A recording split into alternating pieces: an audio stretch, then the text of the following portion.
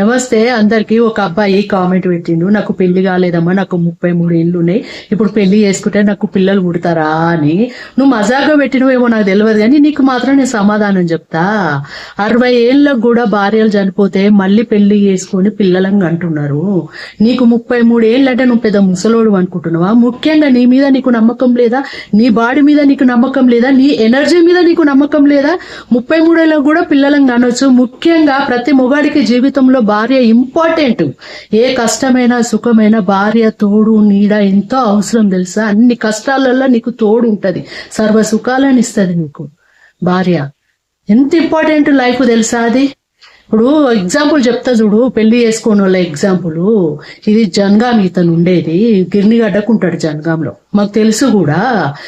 ఆయన మొత్తం కాంగ్రెస్ లో పని చేసుకుంటూ ఆయన అట్లనే పెళ్లి చేసుకోకుండా హ్యాపీగా లైఫ్ లీడ్ చేసుకుంటూ వచ్చింది. ఇది రామ్ గోపాల్ వర్మ లెక్క వచ్చేసిండు. లాస్ట్ కు తల్లి పక్షవాతం వచ్చి మంచాలో పడితే ఎవరు చేసేటోళ్ళు లేక, తనకు కూడా హెల్త్ బాగలేక తల్లికి విషం ఇచ్చిండు, తను విషం దాగి చచ్చిపోయాడు. నాకైతే రామ్ గోపాల్ వర్మ గుర్తొచ్చిండు.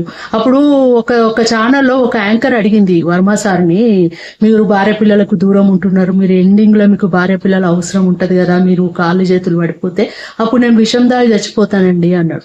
ఇగో సేమ్ నాకు ఈ మా జనగామ అతను అట్లనే, ఆయన చనిపోగానే నాకు ఆయన్నే గుర్తొచ్చింది.